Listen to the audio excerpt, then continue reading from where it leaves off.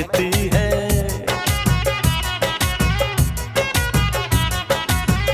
तेरी खुशबू मेरी सांसों में जो महकती है, बस यही बात ज़माने को बुरी लगती है, बस यही बात ज़माने को बुरी लगती है।